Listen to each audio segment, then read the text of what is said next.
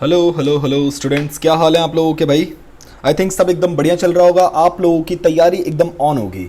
आप लोगों के एग्जाम अगले कुछ 1 से 1.5 महीने के अंदर स्टार्ट हो जाएंगे। मैं बात कर रहा हूँ सीएस प्रोफेशनल वालों की, क्योंकि आज की जो वीडियो है और आने वाली जो वीडियो की सीरीज है बेसिकली वो पूरी की पूरी सीएस प्रोफेशनल स्टूडेंट्स के लिए डेडिकेटेड है। एंड मैं क्या करना चाहता हूँ कि आपकी तैयारियों में थोड़ी सी आपके लिए हेल्प करना चाहता हूँ। देखो, मैं क्या करूँगा, आपके मॉड्यूल 5 के जितने सब्जेक्ट्स हैं, मॉड्यूल 5 के आपके जितने सब्जेक्ट्स हैं, कौन कौन से आ जाते हैं आपका, एक आ जाता है आपका सीआर का पेपर, एक आ जाता है आपका सेक्रेटेरियल ऑडिट वाला paper, compliance management due diligence, और एक आपका आ जाता है आरसीडी वाला, रेजोल्यूशन ऑफ कॉर्पोरेट डिस्प्यूट्स। मैं इन सब्जेक्ट्स के ऊपर आपके लिए वीडियोस बनाऊंगा। कैसे वीडियोस बनाऊंगा और क्या चीज़ें उसमें कवर करूंगा, आप मान के चलिए मैं हर वो चीज कवर करूंगा जो आपके एग्जाम पॉइंट ऑफ व्यू से रिलेवेंट है। हर चीज समझाऊंगा, हर चीज को कैसे आप याद कर सकते हो।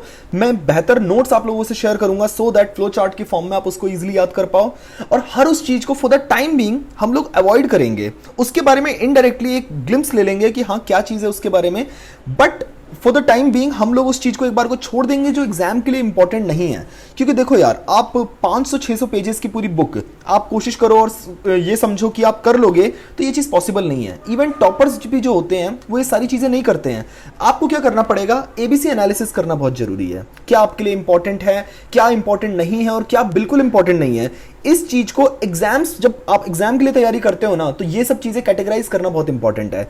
वरना जो सब कुछ पढ़ना चाहता है ना, वो कुछ नहीं पढ़ पाता है। इस बात को मानना पड़ेगा। अभी क्या है कि जब आप लोगों के एग्जाम्स हो जाएं, आप लोगों के एग्जाम्स अच्छे से हो जाएं, जो नॉलेज वाला पॉइंट है वो आप क्या कर सकते हो, एग्जाम के बाद तैयारी कर सकते हो जब तक आपका रिजल्ट नहीं आ जाता। ठीक है ना। So for the time being क्या करेंगे हम लोग, एग्जाम के लिए जो चीजें जरूरी है कुछ भी नहीं छोड़ने वाले हैं। ठीक है ना। सीआर का पेपर, अगर आपको खौफ है सीआर का पेपर, मैं कह रहा हूं ऐसा पेपर करा दूंगा ना आपको कि आप कहोगे कि सर आप कहां थे अब तक। ठीक है ना। आपको क्या करना है बदले में, आप सिर्फ ना नीचे कमेंट सेक्शन में एक अच्छा सा थैंक यू नोट करना, और ऊपर से क्या करना है, आप अपने दोस्तों के साथ ये वीडियो शेयर करो जिनको ये जो 3 सब्जेक्ट्स हैं ये मुश्किल लगते हैं उनके साथ। और उसके बाद बाकी लाइक वगैरह सब्सक्राइब करना ये तो आपके हाथ में है ही। मुझे पता है आप प्यार बरसाने में कोई कमी नहीं छोड़ोगे और मैं अपनी तरफ से एफर्ट करने में कोई कमी नहीं छोड़ूंगा। ठीक है ना। और मुझे सजेशन देते रहना कि अगर आपकी कोई सजेशन है कि सर आप कुछ चीजें चेंज कर दो तो हमारे लिए और आपके लिए दोनों के लिए अच्छा आएगा, तो मैं वो चेंज करने के लिए तैयार हूं और मैं बहुत खुश होऊंगा उस चीज से। ठीक है ना। तो ज्यादा टाइम वेस्ट नहीं करते हैं, आपका टाइम इस टाइम बहुत कीमती है। ठीक है ना। सीएस प्रोफेशनल के बच्चे हो आप लोग, इसका मतलब क्या है, आपने कुछ एग्जाम्स क्लियर करे और आप सीएस बन गए। मतलब आप देख रहे हो, आप एक पोजीशन भाई, एक आपके पास एक प्रोफेशनल डिग्री आ जाएगी। इससे बड़ी खुशी की बात क्या हो सकती है। तो अपने दिमाग में वो मोटिवेशन बना के रखो एंड अपनी तैयारी में फोड़ दो। जितनी देर मैं पढ़ा रहा हूं सिर्फ उतनी देर घर पे जाके आप दोबारा पढ़ोगे उस चीज को। एंड बिलीव मी, अभी भी अगर कोई बच्चा इस उम्मीद में है कि नहीं सर तैयारी नहीं हो पाएगी, हम तो डिमोटिवेट हो गए हैं, हम ऑप्ट आउट करेंगे, हमारा कोविड की वजह से नुकसान हो गया, देखो सबके साथ सिचुएशन सेम है। बट अब यार इस चीज को हम अपना एक्सक्यूज नहीं बना सकते। सब चीजें आपके पास, अगर यू हैव अ स्मार्टफोन ना, अगर आपके साथ अभी आपके पास एक स्मार्टफोन है, you have everything with you which can help you in clearing your exams. ठीक है ना।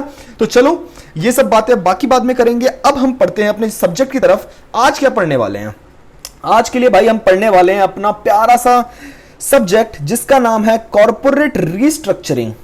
कॉर्पोरेट रीस्ट्रक्चरिंग, इंसॉल्वेंसी, ये सब्जेक्ट का पूरा नाम है, लिक्विडेशन एंड वाइंडिंग अप। ओ बाप रे बाप, इतने सारे टॉपिक्स, जो टॉपिक्स हैं उन्हीं को क्या कर दिया है, पूरा सब्जेक्ट का नाम बना दिया है। Corporate restructuring, liquidation, insolvency, winding up. मेरी बात समझिए, ये जो कॉर्पोरेट रिस्ट्रक्चरिंग है ये आपका क्या आ जाता है, पार्ट 1 ऑफ द सिलेबस आ जाता है। इसकी एक सेपरेट बुक है, और जो ये बाकी के 3 टॉपिक हैं इनकी क्या है, एक सेपरेट बुक है, यानी कि वो पार्ट नंबर 2 में आ जाता है।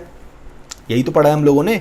और उसके बाद क्या है, आप जरा समझिएगा सिलेबस कैसे डिवाइडेड है कि जब बुक 1 है कॉर्पोरेट रिस्ट्रक्चरिंग, अब दिखने में लग रहा है कि सर यहां पे तो एक ही चीज आपकी एक पार्ट में आ रही है और यहां पे 3 चीजें आ रही हैं। अरे भाई सिर्फ एक चीज को बाइफरकेट कर दिया गया है। अदरवाइज अगर आप देखने चलोगे ना, in terms of number of pages and in terms of easiness, part 2 is always preferable than part 1। तो पार्ट 1 क्या चीज है भाई, पार्ट 1 आपका 50 मार्क्स का है और पार्ट 2 भी आपका कितने मार्क्स का है भाई, 50 मार्क्स का है। आई थिंक अब इस पॉइंट ऑफ टाइम पे आपको सिलेबस तो पता ही होगा, मैं सिर्फ एक बता रहा हूं इन केस किसी को नाम पता हो तो। कॉर्पोरेट रिस्ट्रक्चरिंग को अभी फॉर द टाइमिंग हम लोग छेड़ेंगे नहीं। हम लोग क्या करेंगे, हम अपने इंसॉल्वेंसी का एक प्यारा सा एक कोड पढ़ेंगे जिसका नाम क्या है, इंसॉल्वेंसी एंड बैंक्रप्सी कोड 2016। जैसे ही आप ये चीज करते हो, आप मान के चलिए आप सीआर में ना अपने पास होने की दावेदारी रख देते हो। आईबीसी करते ही ना आप डेंजर जोन से बाहर निकल जाते हो। उसके बाद आप किस चीज के लिए पढ़ते हो? आप सिक्योरिटी के लिए पढ़ते हो कि हां अब मैं अपने रिजल्ट को सिक्योर करूंगा, अब जितना भी पढ़ूंगा वो इतना ऐड ऑन कर जाएगा कि बाकी अगर सब्जेक्ट्स में मेरे मार्क्स इतने नहीं आ पाते हैं कि मैं कॉम्पनसेट कर पाऊं एग्रीगेट के लिए, तो वो ये सब्जेक्ट आपकी हेल्प करेगा।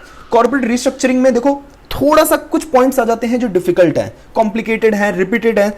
वो चीजें हम जो बाद में कवर करेंगे ना, उसको हम क्लासिफाई कर लेंगे कि जो इजी चीजें हैं उनको निपटा लेंगे, जो डिफिकल्ट चीजें हैं उनका कुछ सॉल्यूशन निकाल देंगे। हमारा मकसद क्या है? हमारा मकसद देखो, मेरा पढ़ाने का मकसद है एटलीस्ट आपको 60 मार्क्स दिलाना। 60 मार्क्स का मतलब हमारी लैंग्वेज में होती है एग्जाम्शन। आप लोगों की एग्जाम्शन आ जाए तो इससे बड़ी अचीवमेंट क्या हो सकती है? क्योंकि देखो ऐसा नहीं है कि हमारे पास 6 महीने पहले हमने तैयारी स्टार्ट करी है, 1.5 महीने में अगर कोई बच्चा जीरो से शुरू करता हुआ एग्जाम्शन भी ले आता है ना, तो मानो उसके लिए और उसके टीचर के लिए, दोनों के लिए बहुत बड़ी अचीवमेंट है। ठीक है ना? आओ जरा आज हम शुरुआत करेंगे आईबीसी 2016 की। आईबीसी 2016 जो है हमारा इंसॉल्वेंसी एंड बैंक्रप्सी कोड 2016 इसका पूरा नाम है। समझते हैं सबसे पहला शब्द क्या आ रहा है इसके अंदर। इसके अंदर सबसे पहला शब्द आ रहा है इंसॉल्वेंसी। जब भी मैं पढ़ा रहा हूं तो याद रखना, मैंने एक बात पहले बोली है, हर वो चीज पढ़ाऊंगा जो आपके लिए इंपॉर्टेंट है एग्जाम्स के लिए, बट उन चीजों को अभी मैं इग्नोर करूंगा जो आपके एग्जाम्स के लिए रेलेवेंट नहीं है, बट इन जनरली मैं अपनी क्लासेस में वो चीजें पढ़ाता हूं। ठीक है ना? तो इंसॉल्वेंसी का मतलब क्या होता है, ध्यान से सुनो। अगर इन जनरल इंसॉल्वेंसी का हम मतलब किसी से पूछे ना, तो दिवाला निकल जाना। दिवाला निकल जाना हम इन जनरल बोलते हैं। कोविड के टाइम पे कई सारे लोग इंसॉल्वेंट हुए हैं, ये तो बात जानते हो। अच्छा कैसे हुए हैं भाई? जब किसी बंदे की लाइबिलिटीज उसकी असेट्स से ज्यादा हो जाती हैं, हम कहते हैं कि अब ये बंदा इंसॉल्वेंट हो गया है। जब भी किसी बंदे की लाइबिलिटीज इतनी ज्यादा हो जाती हैं, उसको किसी को पैसे इतने ज्यादा देने हैं जितने उसके पास खुद पे है ही नहीं, तो हम क्या कहते हैं कि अरे भाई अब तो तू इनकैपेबल हो गया पे करने के लिए, तू तो भाई इंसॉल्वेंट हो चुका है। हमने कहा ठीक है जी, ये हो गई इंसॉल्वेंसी की डेफिनेशन। अगर देखें कंक्रीट टर्म्स में इंसॉल्वेंसी का मतलब क्या है, तो देखो insolvency notes the state of one, किसी पर्सन की स्टेट है whose assets are insufficient to pay his debts, जिसके असेट्स इनसफिशिएंट है कि वो अपने डेब्ट्स को पे कर पाए, और हिज जनरल इनएबिलिटी टू पे हिज डेब्ट्स, या फिर वो जनरली अपने डेब्ट्स को अगर पे नहीं कर पा रहा, यानी कि जो उसने उधार पैसे लिए हैं वो उधार वापस नहीं कर पा रहा है, हम कहते हैं भाई आप इंसॉल्वेंट हो, मुबारक हो। अच्छा उसके बाद इंसॉल्वेंसी आप लोगों ने यहां पे कर लिया। देखो इसका जनरल मीनिंग एक ही बात को बार बार रिपीट किया गया है। मैं कहां से पढ़ा रहा हूं? मैं आपको स्टडी मटेरियल से पढ़ा रहा हूं, and there is no place better than study material कि आपको अगर एग्जाम में अच्छे मार्क्स लाने हैं। कोई भी ऑथर की बुक है वो मोर और लेस स्टडी मटेरियल से इंस्पायर्ड है। मैं कह रहा हूं अगर आप स्टडी मटेरियल करके जा रहे हो, उसमें आपको क्लासिफाई करना आना चाहिए कि what is important what is not. जो चीजें मैं मार्क कर रहा हूं, मान के चलिए आपको एग्जाम्स के लिए सिर्फ उतना पढ़ना है, बाकी इग्नोर भी मार सकते हो। ठीक है ना? Insolvency is the ability of debtors to repay their debts. उसके बाद बैंक्रप्सी के बारे में बात की जा रही है। बैंक्रप्सी का मतलब क्या है, मैं आपको एक चीज बताता हूं। इंसॉल्वेंसी कोई पर्सन की हो गई। इंसॉल्वेंसी किसकी हो सकती है? एक इंडिविजुअल की हो सकती है, आपके और मेरे जैसे लोग। किसी पार्टनरशिप फर्म की हो सकती है। पार्टनरशिप फर्म कौन सी होती है आपको पता है ना? देखो मैं पार्टनरशिप फर्म बोलूं या फिर अनलिमिटेड पार्टनरशिप बोलूं या अनलिमिटेड पार्टनरशिप बोलूं, एक ही बात है। ये अनलिमिटेड पार्टनरशिप या पार्टनरशिप फॉर्म कौन सी है? जो इंडियन पार्टनरशिप एक्ट 1932 में हमारी पार्टनरशिप फॉर्म होती है, उसकी बात कर रहा हूं। फिर हमारा क्या आ गया? हमारे एलएलपी आ गए, लिमिटेड लाइबिलिटी पार्टनरशिप। और फिर हमारी क्या आ जाती हैं? हमारी आ जाती हैं कंपनीज। मेरी बात ध्यान से समझना, इन दो को इंसॉल्वेंसी के पॉइंट ऑफ व्यू से और बैंक्रप्सी के पॉइंट ऑफ व्यू से एक ट्रीट किया गया है, और इन दोनों को एक ट्रीट किया गया है। यानी कि जो इनका बंद होने का इंसॉल्वेंसी या बैंक्रप्सी या लिक्विडेशन का तरीका है, इनका सेम है और इनका सेम है। अब जरा समझिएगा, इंडिविजुअल और पार्टनरशिप फर्म जो होती हैं या अनलिमिटेड पार्टनरशिप जिसको मैं कहता हूं, जब ये इंसॉल्वेंट हो जाती हैं तो इनके खिलाफ लोग जो होते हैं, जो इनके क्रेडिटर्स होते हैं, वो कोर्ट में जाते हैं, या हो सकता है जो ये इंडिविजुअल या पार्टनरशिप फर्म है ये खुद ही कोर्ट में चली जाती है कि सुनो हमारी कोर्ट जज हमारी जो लाइबिलिटीज हैं वो हमारी एसेट्स को सरपास कर गई हैं, हम तो भाई हाथ खड़े करते हैं, हमसे नहीं हो पाएगा, हम पे नहीं कर पाएंगे, प्लीज मुझको एक लीगल स्टेटस दे दो कि हम बैंकरप्ट हो चुके हैं। यानी कि जब एक लीगल स्टेटस मिल जाता है, जब एक लीगल स्टेटस मिल जाता है कि आप एक्चुअली इंसॉल्वेंट हो, तो हम उसे क्या कहते हैं कि वो बंदा क्या हो गया है? बैंकरप्ट हो गया है। बात समझ आ रही है? लीगल स्टेटस दे दिया, मतलब जब तक कोर्ट ने प्रूव नहीं किया कि आप इंसॉल्वेंट हो तो तब तक आप सिर्फ इंसॉल्वेंट हो। बट जैसे ही कोर्ट ने क्या कर दिया है कि आपको लीगल स्टेटस दे दिया है कि भाई अब आप इंसॉल्वेंट हो, तो हम उसको इंसॉल्वेंट नहीं कहेंगे, हम कहेंगे कि आप क्या हो गए हो, बैंकरप्ट हो गए हो। अच्छा, अब अगर कोई बंदा लेट सपोज बैंकरप्ट हो जाता है, इसको मिटा दूं, वही चीजें मैंने लिखवाई थी पहले। कोई बंदा अगर बैंकरप्ट हो जाता है, इसका मतलब क्या है अभी समझेंगे। पहले इससे क्या समझेंगे, इससे पहले समझेंगे कि एलएलपी और कंपनी का ट्रीटमेंट क्या होगा। अब देखो, एलएलपी और कंपनीज ये क्या है, कॉर्पोरेट्स हैं, कॉर्पोरेट पर्सनैलिटीज हैं। कॉर्पोरेट मतलब क्या होता है, सेपरेट लीगल एंटिटीज वगैरह, जो शेयर होल्डर होता है, जो ओनर होता है, उनकी लाइबिलिटीज लिमिटेड होती हैं, परपीचुअल सक्सेशन होता है, यही सब चीजें पढ़ी हैं आपने। एक कॉर्पोरेट पर्सनैलिटी है, ये लोगों को जब कोर्ट क्या दे देता है, लीगल स्टेटस दे देता है कि भाई सही बात है आप लोग इंसॉल्वेंट हो चुके हो, तो हम क्या कर देते हैं, या कोर्ट ऑफ लॉ क्या कर देता है, उसको लिक्विडेशन का ऑर्डर पास कर देता है कि ये कंपनी क्या होनी चाहिए, लिक्विडेट होनी चाहिए। एक शब्द है बैंकरप्ट, एक शब्द है लिक्विडेशन। जब तक कोर्ट के पास नहीं जाते हैं तो ये चारों इंडिविजुअल, पार्टनरशिप फर्म, एलएलपी और कंपनीज, ये सारी क्या कहलाती है, इंसॉल्वेंट कहलाती हैं। कब, जब उनकी लाइबिलिटीज ज्यादा हो जाती है उनके असेट से।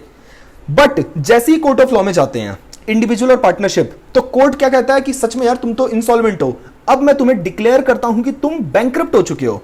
कोर्ट के ऑर्डर के पास ये बात क्या हो जाते हैं, बैंकरप्ट हो जाते हैं। और एलएलपी कंपनीज क्या हो जाती हैं, लिक्विडेट हो जाती हैं, लिक्विडेशन हो जाता है। अब बैंकरप्ट और लिक्विडेशन नाम अलग है पर प्रोसेस दोनों में सेम है। क्या सेम है?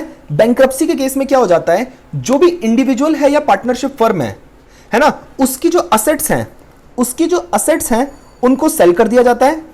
उसके बाद असेट सेल करने के बाद जो पैसे आते हैं उनसे जो लाइबिलिटीज हैं उनको पे ऑफ कर दिया जाता है, पेड कर दिया जाता है।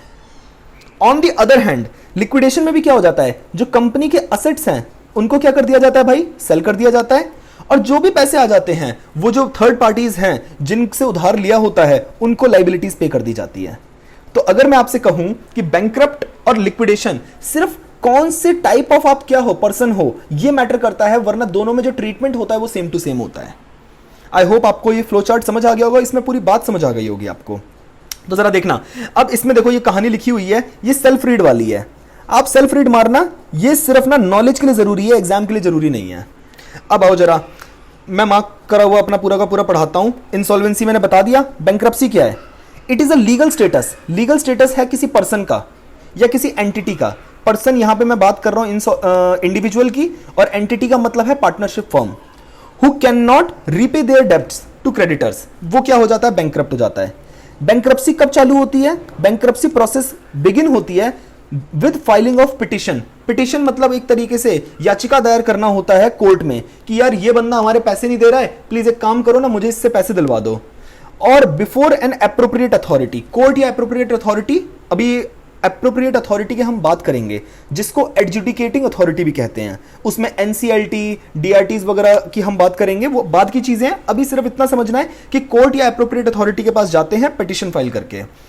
The debtors assets are then evaluated. Debtors की असेट्स को इवेल्युएट किया जाता है, यानी कि अरे इसकी जो असेट्स हैं, इसके पास ये बिल्डिंग है, इसके पास ये लैंड पड़ी हुई है, इसको इवेल्युएट करो, इसको सेल करो, और फिर उसके बाद क्या करो, यूज करो उस पैसे को टू पे the creditors according with law.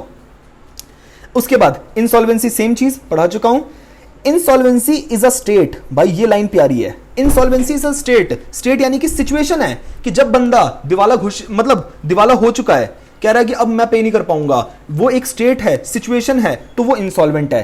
पर जो कंक्लूजन निकलता है कोर्ट ऑफ लॉ में, वो क्या हो जाती है, बैंकरप्सी हो जाती है। देन उसके बाद the term insolvency is used for individuals as well as organisation या कॉर्पोरेट्स। मतलब देखो, इंसॉल्वेंसी शब्द किस लिए यूज होता है, चाहे आप इंडिविजुअल हो, पार्टनरशिप फर्म हो, एलएलपी हो या कंपनी हो, सबके लिए यूज होगा। If insolvency is not resolve, but अगर इंसॉल्वेंसी रिजॉल्व नहीं हो पाती है, रिजॉल्व का मतलब पता हूं क्या है, अभी कॉर्पोरेट इंसॉल्वेंसी रिजोल्यूशन प्रोसेस, अभी ना इंसॉल्वेंसी रेजोल्यूशन प्रोसेस करके एक आगे पूरा चैप्टर है इस चीज का। कॉर्पोरेट्स का अलग है, इंडिविजुअल्स का अलग है।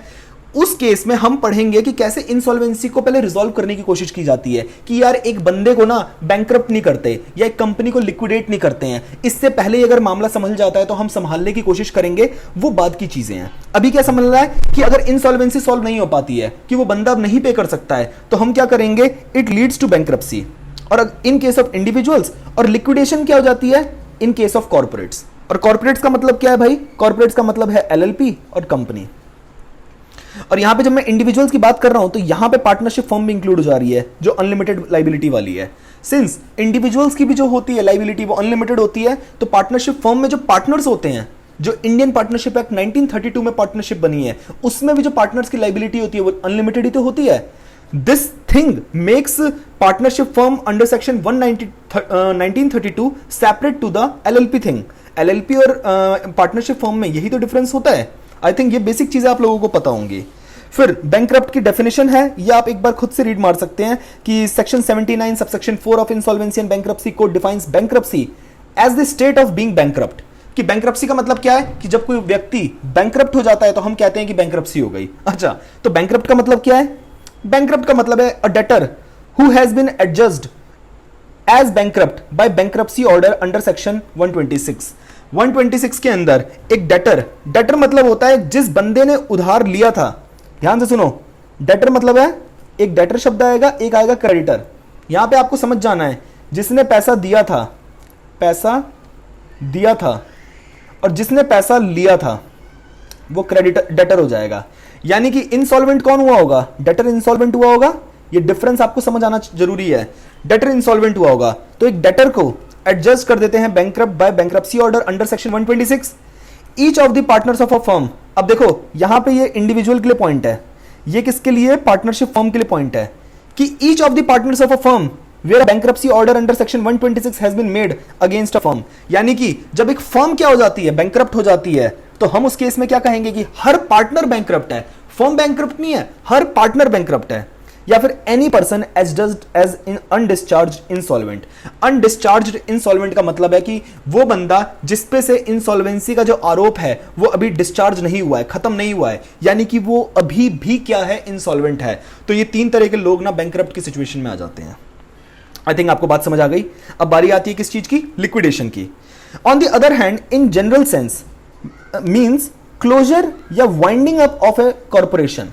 क्लोजर या winding up of a corporation मतलब बंद कर दे रहे हैं किसी भी कॉर्पोरेट को, या वाइंड अप कर दे रहे हैं। वाइंड अप मतलब होता है रफा दफा करना। एक होता है ना कि पैकअप, जब किसी मूवी की शूटिंग खत्म होती है या मूवी पैक होती है तो हम कहते हैं पैकअप। वैसे ही जब कंपनी बंद होने वाली होती है तो हम कहते हैं वाइंड अप करो इसे, यानी कि इसके बुक्स, इसको सबको क्लोज करो, डिसोल्यूशन कर दो और खत्म करो। और N incorporated entity through legal process on account of its inability to meet its obligation or to repay his debts। और एक incorporated entity का मतलब क्या होता है? Incorporated मतलब which is corporated, यानी कि कंपनीज एक्ट या एलएलपी में किसी भी एक्ट के अंदर अगर वो इनकॉर्पोरेटेड है तो हम उन एंटिटीज की बात कर रहे हैं। In order to clear the indebtedness the assets are sold at the most reasonable rates. और असेट्स को बेच दिया जाता है कंपनी के जो भी सबसे रीजनेबल रेट होता है, यानी कि कौड़ी के भाव बेच दिया जाए बाय द कॉम्पिटेंट लिक्विडेटर। अच्छा, जब कंपनी के लिए लिक्विडेशन ऑर्डर पास हो जाता है तो जो जज होता है या एडजुडिकेटिंग अथॉरिटी होती है वो एक लिक्विडेटर अपॉइंट करती है। लिक्विडेटर होता है एक पर्सन अपॉइंट कर देते हैं जो देखरेख करता है कि पूरा लिक्विडेशन प्रोसेस बड़ा स्मूथली हो जाए, ठीक है ना। फिर उसके बाद क्या होता है? जब असेट्स को बेच देते हैं, जो पैसा आता है उससे क्रेडिटर्स को पे कर दिया जाता है। कुछ पैसे बचेंगे ही नहीं क्योंकि लाइबिलिटीज क्या है? ज्यादा है, क्योंकि पूरे क्रेडिटर्स को भी पे नहीं हो सकते, तो प्रोपोर्शनेटली या फिर डिपेंडिंग अपॉन द सिचुएशन आप क्या करते हो? क्रेडिटर्स को पे कर देते हो और सबके लिए एक नॉर्मल सी सिचुएशन हो जाती है। फिर आओ जरा, इसके बाद आ रहा है बिल्कुल आपके लिए फालतू टॉपिक, ये सिर्फ नॉलेज के लिए है, only for knowledge, not relevant for exam, not important for exams. क्या चीज? इंसॉल्वेंसी का फ्रेमवर्क कैसा था यूके, यूएसए एंड इंडिया में। यानी कि अब हम लोग इंस्पायर्ड कहां से हैं? वेस्टर्न नेशन से इंस्पायर्ड है, तो वहां पे वो जो डेवलप्ड नेशंस हैं वहां पे इंसॉल्वेंसी का प्रोसेस कैसे काम करता है वो चीजें यहां पे दे रखी हैं। तो भाई अभी ये मेरे को नहीं करना, आप इसे खुद पढ़ना। अगर आपको टाइम मिले आफ्टर योर कोर प्रिपरेशन, यानी कि आप इतना पढ़ने वाले हैं कि आपका जो मेन एग्जाम्स के लिए रेलेवेंट चीज है उसको पढ़ने के बाद आपको लगता है कि आपके पास समय बचा हुआ है और आप चाहते हैं कि आप और भी चीजें नॉलेज के लिए पढ़ें, तो ही सिर्फ इसको टच करना, वरना टच करने की आवश्यकता नहीं है। ये लो ये लो ये लो, क्या बात है क्या बात है, सारी चीजें यहां से हमने गई। लो आओ जी, अब ना ये चीजें देखो, अब यहां पे आ जाता है need for a new law. अब एक न्यू लॉ की जरूरत क्यों पड़ गई? यानी कि इससे पहले insolvency and bankruptcy code IBC से पहले भी क्या कोई कानून नहीं था इंसॉल्वेंसी के लिए? बिल्कुल था, बट वो कानून, यार देखो कोई नया कानून कब आता है? जब पुराने माने में कुछ कमी होती है। अभी जो लोग टेक्नोलॉजी में अपडेट हैं उनको पता है विंडोज 11 आ रही है। अच्छा, विंडोज 11 आने की जरूरत क्या पड़ गई भाई? विंडोज 10 में कुछ कमियां रह गई होगी, या विंडोज 10 में कुछ एडवांसमेंट्स करके हम विंडोज 11 लेके आ रहे हैं। लाइफ ऐसी तो चलती है कि पुरानी चीज पुरानी हो जाती है जब कोई नई चीज आ जाती है। और एवोल्यूशन ही क्या है? जीवन का नाम है। तो नीड ऑफ न्यू लॉ क्या था कि ऐसी पुरानी चीजों में क्या कमी रह गई थी कि आपको नया लॉ लाना पड़ गया। तो जरा देखिएगा, before the enactment of the insolvency and bankruptcy code, IBC के आने से पहले there was no single law in the country to deal with the insolvency and bankruptcy. कोई एक कानून नहीं था इंसॉल्वेंसी एंड बैंक्रप्सी से डील करने के लिए, बहुत सारे कानून हुआ करते थे। There were multiple overlapping laws and adjudicating forums. Overlapping laws मतलब एक लॉ का प्रोविजन दूसरे लॉ के प्रोविजन को ओवरलैप करता था, यानी कि किसी एक प्रोविजन लॉ में कुछ बात लिखी हुई है और उसी बात को एक तरीके से कॉन्ट्राडिक्ट करते हुए दूसरा लॉ आ जाता था। तो वहां पे क्या हो जाता था भाई? बड़ी दिक्कत आ जाती थी। Notwithstanding, subject to, ये सारी चीजें बहुत ज्यादा यूज होने लग गई थी। ठीक है, dealing with the financial failure and insolvency of companies and individuals in India. The framework for insolvency and bankruptcy war इनएडिक्वेट, यानी कि जो फ्रेमवर्क तैयार था, जो पॉलिसीज थी इंसॉल्वेंसी और बैंक्रप्सी से रिलेटेड, वो इनएडिक्वेट थी, इनइफेक्टिव थी और रिजल्ट कर देती थी अनड्यू डिले इन रेजोल्यूशन। यानी कि सिंपल सी बात है, जब हमारे लीगल सिस्टम में ही कंफ्यूजन है कि किसको कब कितना फॉलो करना है, तो सिंपल सी बात है, यहां पे डिले तो आएगा। एक कानून केस जो आज चालू हुआ है वो 10 साल बाद सॉल्व होगा। बात समझ रहे हो? The legal and institutional framework did not aid lenders in effective and timely recovery.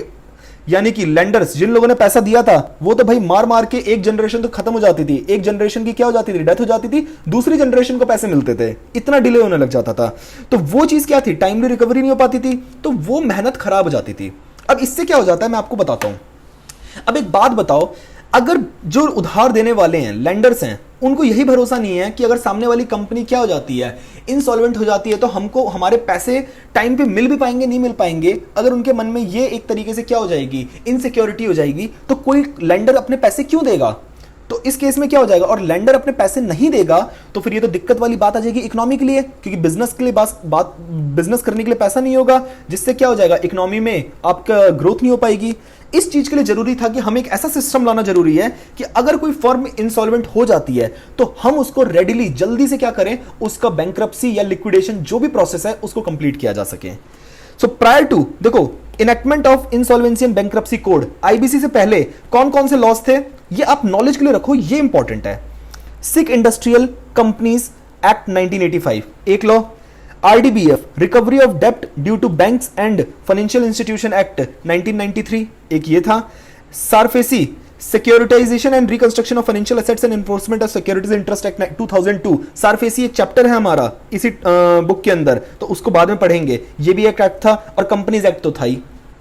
अब देखो, these statutes provided for creation of multiple forums such as Board of Industrial and Financial Reconstruction, एक BIFR करके organisation हुआ करती थी जो ये सब देखती थी, एक DRT हुआ करता था, और एक एपिलेट ट्राइब्यूनल्स कई सारे होते थे। यानी कि जो बंदा BIFR या फिर DRT की जो डिसीजंस थे उनसे सहमत नहीं होता था तो उसे अपील फाइल करनी होती थी, तो मल्टीपल अपीलेट ट्रिब्यूनल्स हुआ करते थे।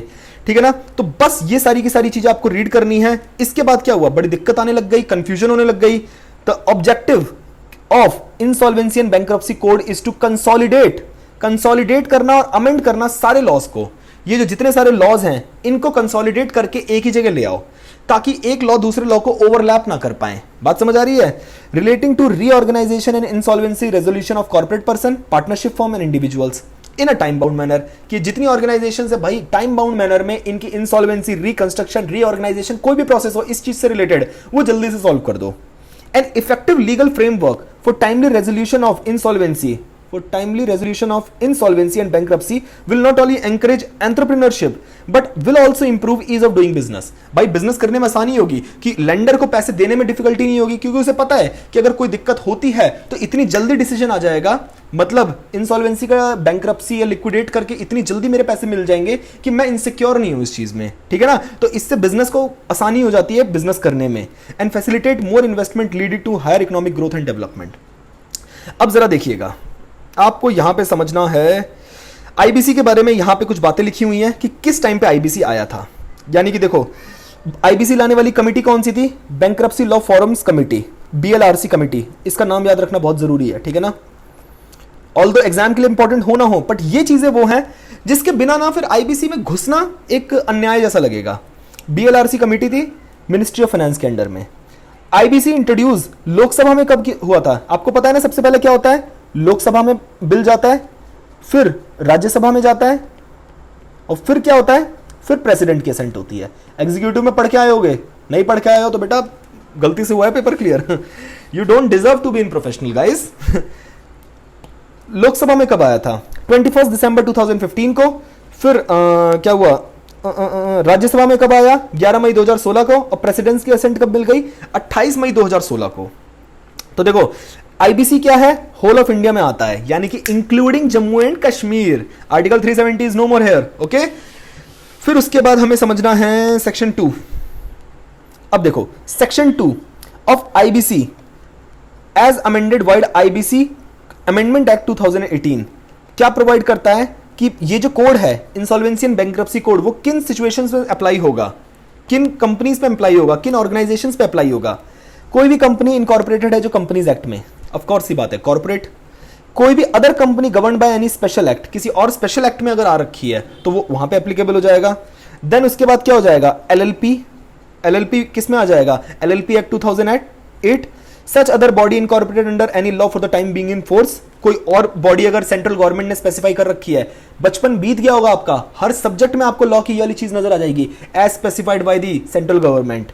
फिर personal guarantors to corporate debtors. अगर कॉर्पोरेट डेटर्स का कोई गारंटर है तो उस केस में भी भाई कॉर्पोरेट डेटर को अगर एक तरीके से कोई किसी बंदे ने गारंटी दे रखी है, मतलब कॉर्पोरेट डेटर की के नाम पे गारंटी क्रेडिटर को दे रखी है कि एक मिस्टर ए थे जो कॉर्पोरेट कोई डेटर थे, ठीक है ना, इनको पैसे किसने दिए? मिस्टर बी ने दिए।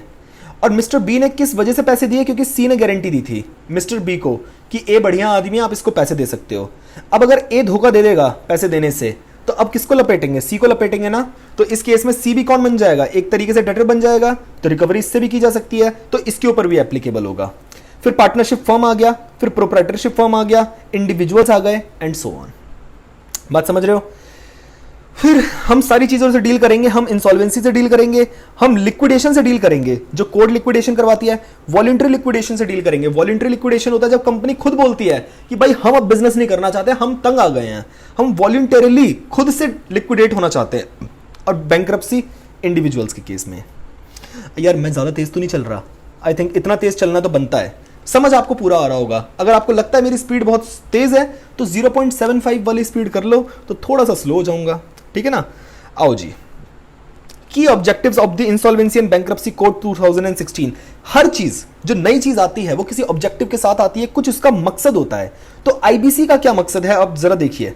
The object clause of IBC lays down the following की ऑब्जेक्टिव्स। अब यार आपको ना ये याद होने चाहिए, एनी 5 लर्न कर लो यार। सबसे पहले क्या है? कंसोलिडेट करना। कंसोलिडेट मतलब होता है इकट्ठा करना, और अमेंड करना, चेंज करना उन लॉज को जो रिलेटेड है reorganisation, insolvency resolution of corporate person, partnership firm and individual से रिलेटेड। यानी कि इंसॉल्वेंसी रेजोल्यूशन का जो भी प्रोसेस है, किसी भी टाइप ऑफ ऑर्गेनाइजेशन से रिलेटेड, उनसे रिलेटेड लॉज को कंसोलिडेट करना, अमेंड करना। फिर प्रोवाइड करना एक time bound insolvency resolution mechanism. Time bound insolvency resolution, consolidate, amend, ये देखो हाईलाइटेड पॉइंट कर रहा हूं मैं। फिर maximisation of value of assets, जो असेट्स हैं जिनको हम सेल करते हैं लिक्विडेशन और बैंक्रप्सी के दौरान, उनकी मैक्सिमम वैल्यू रिकवर हो सके, ठीक है ना। क्योंकि जब टाइम लंबा खिंच जाता था पुराने लॉज में, तो क्या होता था, असेट्स की वैल्यू जो होती थी वो डिग्रेड हो जाती थी, डेप्रिशिएट हो जाती थी। बट अगर आप जल्दी प्रोसेस आपका कंप्लीट हो जाएगा तो असेट्स क्या रहेंगी, ताजी रहेंगी, और उनकी वैल्यू भी ज्यादा मिलेगी। प्रमोट करना एंटरप्रेन्योरशिप को, अवेलेबिलिटी ऑफ क्रेडिट को इंक्रीज करना, क्योंकि अब जब लोगों को क्रेडिटर्स या लेंडर्स को एक सिक्योरिटी रहेगी कि हाँ प्रोसेस जल्दी पूरा हो जाएगा, तो वो क्रेडिट देने में हिचकिचाएंगे नहीं, तो एंटरप्रेन्योरशिप इंप्रूव होगी इस चीज से। बस 5 पॉइंट हो गए हैं, बाकी ये 6, 7, 8 अपने आप रीड कर लेना। ओके, समझ रहे हो? अगर आपको अब तक वीडियो अच्छी लगी है, प्लीज वो बड़े फॉन्ट में वो रखा होगा ना, उसे छोटा करके लाइक वाइक कर दो, लाइक कर दो, शेयर कर दो अपने प्यारे से दोस्त के साथ, जो जिसका आप चाहते हो कि जिसके पास होने से, अच्छे मार्क्स आने से आप जेलस नहीं हो, और चाहते हो कि हाँ यार वो बंदा भी सीएस बन जाए, अपने पेरेंट्स का सपना पूरा कर दे, तो प्लीज ये वीडियो उसके साथ शेयर करो, ठीक है ना। अब कोड ऑर्गेनाइज कैसे हुआ है ये पढ़ते हैं, मजेदार चीज है। कोड में टोटल कितने सेक्शन है? सेक्शन बोल रहा हूं, सेक्शन 255 सेक्शन है, कितने पार्ट्स में? 5 पार्ट्स के अंदर 255 सेक्शन है। अच्छा, पार्ट 2 है, वो किस चीज से डील करता है? Insolvency resolution and liquidation of corporate person. यानी कि आप एक चीज समझ लो कि जो पार्ट 2 है वो कॉर्पोरेट पर्सन से रिलेटेड है। कॉर्पोरेट पर्सन जब भी कोई पूछे तो 2 नाम, कंपनीज अंडर कंपनीज एक्ट और एलएलपी अंडर एलएलपी एक्ट। और पार्ट 3 जो है वो किससे रिलेटेड है? इंडिविजुअल और पार्टनरशिप से। पार्ट 3 जो है वो किससे रिलेटेड है? इंडिविजुअल और पार्टनरशिप फर्म। पार्टनरशिप फर्म कौन सी वाली? Sir, unlimited partnership firm. किस एक्ट के अंदर होती है? Indian partnership act 1932। ओके जी। पार्ट 4 किस चीज से रिलेटेड है? Makes provision for regulation of insolvency professional agencies information utilities. अब भाई ये जो इंसॉल्वेंसी आईबीसी के अंदर कई ऑर्गेनाइजेशंस हैं जिनका अपना अपना रोल है, जो इंसॉल्वेंसी लिक्विडेशन इन प्रोसेसेस को स्मूथ बनाता है। एक रोल प्ले होता है ना भाई, वो रोल प्ले उन सारे पर्सन के साथ कौन डील करेगा? पार्ट 4 बहुत इंपॉर्टेंट पार्ट है भाई, आसान और yet very important for your exam. यहां पे इंसॉल्वेंसी प्रोफेशनल्स आ जाएंगे, इंफॉर्मेशन यूटिलिटी आ जाएंगी, वेरी इंपॉर्टेंट थिंग। फिर आपकी और क्या चीजें आ जाएंगी बस। और पार्ट 5 आपका किस चीज से डील करता है? पार्ट 5 आपका डील करता है मिसलिनियस। मिसलिनियस मतलब जो ऊपर कहीं नहीं आया और छोटे मोटे मैटर हैं, वो मिसलिनियस मैटर्स आपके किसके अंदर आ जाएंगे? अरे पार्ट 5 के अंदर। तो पार्ट 2, पार्ट 3, पार्ट 4, पार्ट 5 आप लोगों को याद रहने चाहिए। अच्छा, अगर आप चाहते हैं कि मैं नोट्स भी शेयर कर दूं तो आप बता देना, मैं एक टेलीग्राम ग्रुप बना के उस पर आपसे ये नोट्स शेयर कर दूंगा। ओके जी। आइए अब देखिए, यहां पे ये चीजें दे रखी हैं आपको, ओवरव्यू दे रखा है कि आप कहां पे क्या चीजें पढ़ने वाले हैं। हम ये सब कुछ पढ़ेंगे, कुछ भी नहीं छोड़ेंगे, एक एक चीज करेंगे, ठीक है ना। अब कब करेंगे? जब यहां पे इंट्रोडक्शन देना जरूरी नहीं समझता, जब इसकी बारी आएगी तो मैं पुराने यहां पे दोबारा आऊंगा, एक एक चीज का रेफरेंस दूंगा और फिर आपको वो चीज पढ़ानी स्टार्ट करूंगा। तो आपको कभी लगेगा नहीं कि हम सिंक्रोनाइजेशन में नहीं चल रहे, हम एक कहानी की तरह ही पढ़ के चलेंगे पूरा का पूरा। ओके जी। आइए फिर सैलेंट फीचर्स भाई, प्लीज फीचर्स ऑफ। अब ये जो चीजें हैं मैं आपको कहूंगा कि इसको ना सेल्फ रीड मारो, इंपॉर्टेंट है। मैं ये नहीं कह रहा इंपॉर्टेंट नहीं है, बट ये मेरे पढ़ाने लायक चीज नहीं है, आप आराम से समझ जाओगे कि एक 2-3 पॉइंट मैं पढ़ा के दिखा देता हूं, बाकी आप खुद पढ़ लेना। Insolvency and bankruptcy code 2016 offer a uniform comprehensive insolvency legislation covering all companies, partnership and individuals. क्या ये कोई नई चीज पढ़ रहे हैं? क्या पहले नहीं पढ़ा? हमने पढ़ा है। Financial service providers are not included in the ambit of insolvency and bankruptcy code 2016। Financial service provider का मतलब है एक तरीके से बैंक्स की बात कर रहे हैं हम लोग, बैंक्स या फाइनेंशियल इंस्टीट्यूशंस की बात कर रहे हैं, ठीक है ना। वो इनके लिए नहीं है, हम सारफेसी में डील करेंगे। To ensure formal and time bound अरे सर ये शब्द मत बोलो, फॉर्मल और टाइम बाउंड, यही तो पढ़ा है हमने इंसॉल्वेंसी रेजोल्यूशन प्रोसेस का। ये भी तो एक क्या था, इंपॉर्टेंट चीज थी, ऑब्जेक्टिव था आईबीसी के आने का। फिर ये insolvency and bankruptcy board, sir ये चीज क्या है? अरे सर बेटा अभी यही चीजें बताने वाला हूं। इंसॉल्वेंसी एंड बैंक्रप्सी बोर्ड क्या होता है? एडजुडिकेटिंग अथॉरिटी कौन सी होती है? ये इंसॉल्वेंसी प्रोफेशनल क्या है? इंसॉल्वेंसी प्रोफेशनल एजेंसी क्या है? इंफॉर्मेशन यूटिलिटी क्या है? एक एक चीज के बारे में डिटेल में पढ़ेंगे, हर कैरेक्टर का अपना एक रोल है। और मान के चलिए ये पिलर्स कहते हैं इन्हें, ये जो सारे नाम पढ़ रहे हो ना, ये IBBI, adjudicating authority, insolvency professional agencies, information utility, ये 5 पिलर्स ऑफ आईबीसी 2016 है। पिलर्स मतलब होता है कि जिनके ऊपर ये आईबीसी खड़ा हो रखा है। इन 5 पिलर्स के बिना आईबीसी कुछ है ही नहीं। फिर उसके बाद ये कोड प्रोवाइड करता है इंसॉल्वेंसी प्रोफेशनल से, रेगुलेटेड हैं, प्राइवेट इंडिविजुअल्स हैं, minimum standard of professional and ethical conduct है। यहाँ पे ये जो चीजें हैं ना, ये आगे दोबारा रिपीट होने वाली हैं। ये कोई चीज ना यहाँ पे सिर्फ ब्रीफ में इंट्रोडक्शन दे रखा है, रिपीट आगे होगी और डिटेल में होगी। भाई बात समझ रहे हो? आओ जरा, सर वो दिन कब आएगा, कब हम ये सारी की सारी चीजें पढ़ेंगे? हम वो चीजें अभी हाल फिलहाल में पढ़ने वाले हैं। अभी मैं तुम्हें जरा पिलर्स, आ गई बात। पता है हमारा जो बुक सीएस इंस्टीट्यूट ने बनाई है बहुत कमाल की बनाई है। मैं कह रहा हूं कि इसको लैंग्वेज डिफिकल्ट नहीं है। कोई भी टीचर पता है क्या करता है, क्रिएटिविटी के नाम पे वो क्या करता है, उस चीज को पहले तो जो थोड़ी सी अननेसेसरी चीजें उनको एलिमिनेट कर देते हैं, उनको हटा देते हैं, और जो ऑलरेडी जो इंपॉर्टेंट चीजें हैं ना उसको थोड़ा क्रिएटिव वे में प्रेजेंट करते हैं, ना कलरफुल मैनर, थोड़े चित्रों डायग्राम के साथ, ताकि वो चीजें ना थोड़ा सा याद करने में और मेमोराइज करने में आसान हो जाए। ठीक है, तो आप क्रेडिट हमें सीएस इंस्टीट्यूट के इस बुक को देने से पीछे नहीं हटना है, बट इसमें एक कमी जो मुझे लगती है वो है मतलब जो सीक्वेंस होता है कि कभी कभी जो चीज़ आपको पहली के बाद दूसरी आनी चाहिए तो पहली के बाद छठी आ जाती है चीज़। तो आपको क्या है वो सीक्वेंस पता होना बहुत जरूरी है कि पहले क्या पढ़े फिर उसके बाद क्या पढ़े, ताकि एक स्टोरी चलती रहे। अब बात आई थी, इंट्रोडक्शन आया था पिलर्स ऑफ आईबीसी के बारे में। पिलर ऑफ आईबीसी 2016 कौन से हैं सर? वो 5 पिलर्स आपने बताए थे। IBBI, insolvency professional agencies, adjudicating authority, information utility. ये टोटल क्या हो गई हमारी? 5 एजेंसीज हो गई हैं। आओ जरा सबसे पहले हम पहली एजेंसी के बारे में बात करते हैं, insolvency and bankruptcy board of India. क्या है ये जरा देखिएगा, ये जो मार्क कर रखी हैं चीजें इंपॉर्टेंट एग्जाम के लिए। Insolvency and bankruptcy code 2016 provides for constitution of a new insolvency regulator. Regulator होता है मतलब जो कंट्रोल करता है पूरा का पूरा क्या, इंसॉल्वेंसी और बैंक्रप्सी का जो दुनिया है, जो लॉ इससे रिलेटेड है, उसको कंट्रोल करने वाला कौन है? आईबीबीआई।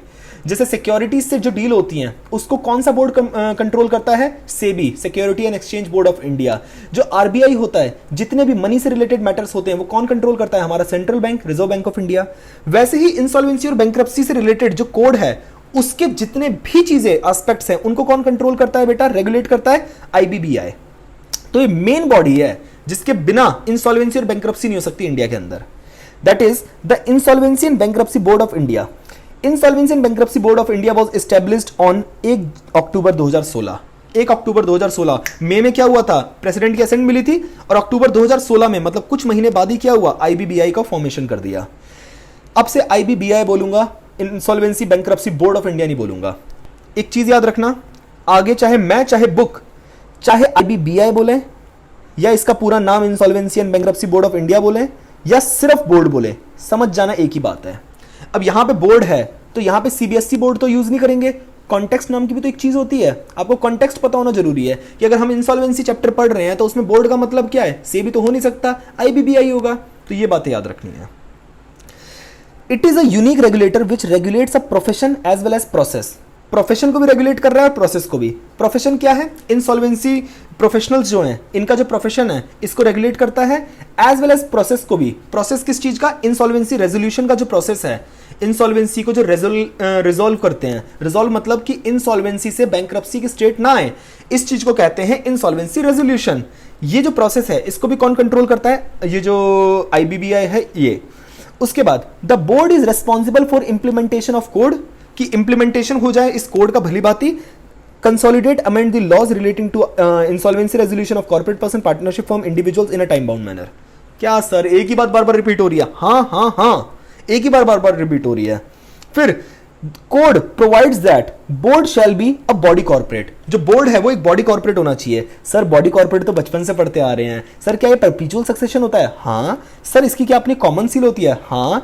सर क्या ये कोई भी प्रॉपर्टी एक्वायर, होल्ड और डिस्पोज कर सकता है अपने नाम पे? Property both immovable and movable to contract and shall by the said name sue and being sued. Sir क्या ये किसी को सू कर सकता है? हाँ। सर क्या ये खुद स्यू हो सकता है? बिल्कुल हो सकता है। ये सारे फीचर्स किसके हैं भाई? एक बॉडी कॉर्पोरेट के तो हैं। द टर्म ऑफ ऑफिस, अब देखो सेक्शन 189 सबसेक्शन 4 याद करना रेलेवेंट नहीं है, कर लोगे तो बुराई भी नहीं है। जो चेयरपर्सन होता है आईबीबीआई का और जो मेंबर्स होते हैं आईबीबीआई के, शैल बी 5 इयर्स, यानी कि जो टर्म होती है, टर्म कितना है? 5 साल का है। अच्छा, या फिर 65 years which ever is earlier, यानी कि या तो 5 साल पहले पूरे हो जाएं या 65 इयर्स पूरे हो जाएं पहले, इनमें से जो भी टाइम पहले आएगा ना उस टाइम पे आपका टर्म खत्म हो जाएगा। यानी कि किसी बंदे ने अगर 63 की एज में क्या करा है, बोर्ड का चेयरमैन बना है या मेंबर बना है, but member should not be the ex officio member. क्या होता है एक्स ऑफिशियो वो मैं बाद में बताऊंगा। 63 की एज में अगर वो बंदा क्या बना है, चेयरमैन या मेंबर बना है, तो अब एक बात बताओ, पहले 5 साल जब हो जाएंगे, इसमें 5 साल में अगर ऐड कर दूं तो कितना हो जाएगा? 68 हो जाएगा। बट 68 से पहले क्या आ जाता है? 65 आ जाता है। तो ये 65 की एज में क्या हो जाएगा? ये बंदा रिटायर हो जाएगा। But on the other hand अगर इस बंदे ने 58 की एज में क्या बनाओ, चेयरपर्सन बनाओ, तो इसमें 5 प्लस कर दूंगा तो कितना हो जाएगा? 63। 63 और 65 में कौन सा अर्लियर है? 63 ना, तो ये 63 की एज में रिटायर हो जाएगा। ये तो बेसिक चीज है, ठीक है ना, आपको आती होगी। अब removal of member from office, कोई भी जो मेंबर है जो ऑफिस में है, मतलब इस मेंबर की बात कर रहा हूं मैं, किसकी? इसकी। ये रिमूवल कैसे होगा ऑफिस से भाई? ये इंपॉर्टेंट है। ऐसे क्वेश्चन है हमारे इंस्टीट्यूट के फेवरेट, प्यारे क्वेश्चन है ये वही है कि अब देखो हर वो चीज़ लॉजिक बनेगी। सेक्शन 190 एम्पावर करता है किसको? सेंट्रल गवर्नमेंट, यानी कि अभी की लिए बात करूं मैं, मोदी जी को एम्पावर करता है to remove a member from office. पर ऐसे ही मोदी जी अपनी मनमानी, अपनी दुश्मनी निकालने के लिए नहीं, कब कर सकते हैं उसको रिमूव? अगर वो अनडिस्चार्ज बैंकरप्ट है। जो बंदा एक bankruptcy board, insolvency and bankruptcy board of India का जो चेयरमैन है वो खुद बैंकरप्ट, कैसा लगेगा? बेकार लगेगा ना। तो अगर वो बंदा अनडिस्चार्ज बैंकरप्ट है, अनडिस्चार्ज बैंकरप्ट का मतलब है अगर वो पहले बैंकरप्ट था अब नहीं है तो भी चलेगा, बट अगर वो अभी भी बैंकरप्ट है, डिस्चार्ज नहीं हुआ है बैंकरप्सी से, तो वो बंदा चेयरमैन नहीं बन सकता, उसको चेयरमैनशिप से हटा दिया जाएगा। या फिर वो फिजिकली या mentally incapable of acting as a member, यानी कि वो फिजिकली या मेंटली इतना कैपेबल नहीं है कि वो मेंबर के तौर पे काम कर सके, तो नहीं होगा। या फिर कन्विक्टेड है किसी ऐसे ऑफेंस के जो ओपिनियन में सेंट्रल गवर्नमेंट के involves moral turpitude. Moral turpitude मतलब एक तरीके से है हरामखोरी, जैसे एक गंदा शब्द मैं आपको बोलूं, मार धाड़, मतलब हिंसा, इन चीज़ों से रिलेटेड अगर कोई इसने कन्विक्शन या ऑफेंस किया है और सेंट्रल गवर्नमेंट को लगता है कि इससे मॉरल टर्पिट्यूड हो रहा है, तो उस केस में उसे ऑफिस छोड़ना पड़ेगा। या उसने अपनी पोजीशन को अब्यूज किया है, उसका गलत यूज किया है, and to render his continuation on office detrimental to public interest. और अगर डेट्रीमेंटल टू पब्लिक इंटरेस्ट का मतलब होता है कि पब्लिक इंटरेस्ट के खिलाफ, यानी कि इसमें लोगों की भलाई नहीं है, मतलब जनहित में जारी नहीं है, ये चीजें जन के अनहित में जारी है, तो इस केस में क्या हो जाएगा? उसने अपनी पोजीशन का गलत इस्तेमाल करा और उस पोजीशन से पब्लिक को क्या हो रहा है? नुकसान हो रहा है, तो उसे छोड़नी पड़ेगी गद्दी। बट उसे निकालने से पहले आप उसको एक रीजनेबल अपॉर्चुनिटी दोगे of being heard in the matter. I think I am cool with this, आपको समझ आ गया होगा। अगली चीज क्या आती है? अगली चीज आती है power and functions of board. अरे मेरी जान, मैं क्या बताऊं, power and functions of board ना रट लो, ये तो रिपीट तैयार रहो, ये रिपीट होगा, दबा के रिपीट होगा। कितने याद करने हैं? मैं तो कह रहा हूं एनी 8 याद कर लो, एनी 8 लर्न कर लो।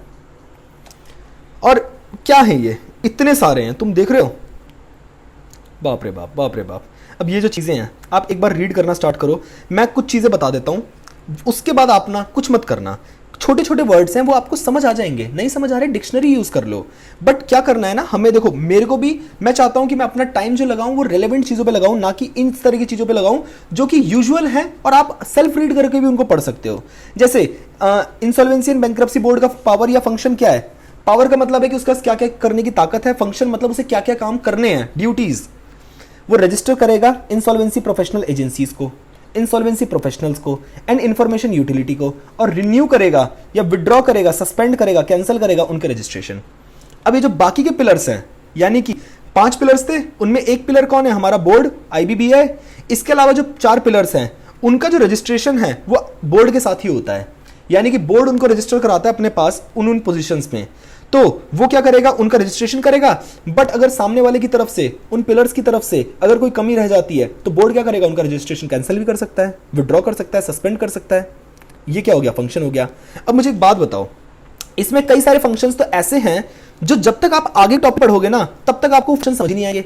वो सिर्फ वही वाली बात हो जाएगी कि मैं आपके आगे के रेफरेंस देता जाऊंगा, आप कहोगे सर हमने पहले ये चीजें पढ़ी नहीं है तो आप ये पावर एंड फंक्शन बता क्यों रहे हो?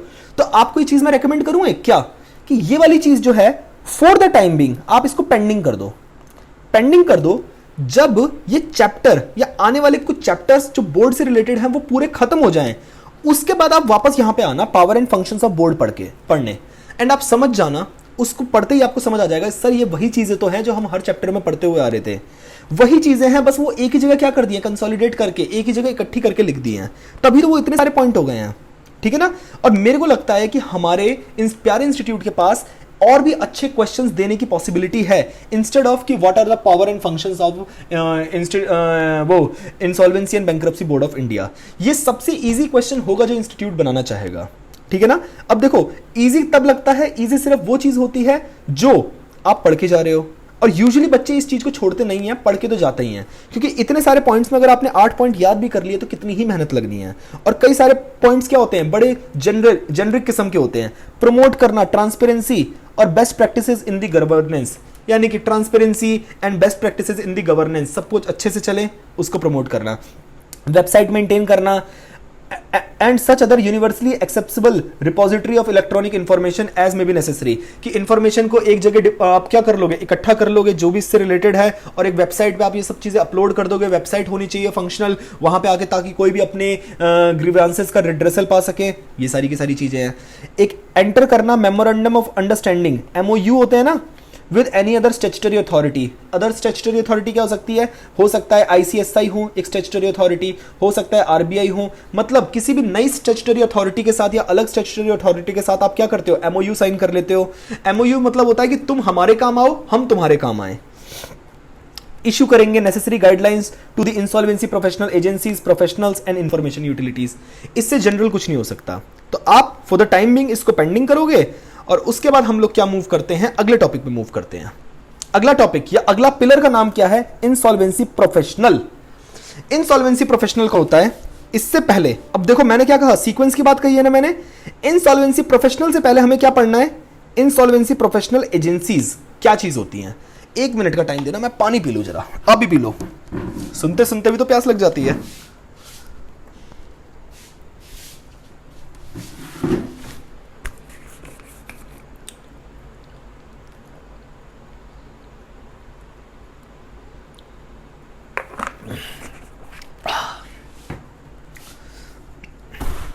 आइए, इंसॉल्वेंसी प्रोफेशनल एजेंसीज।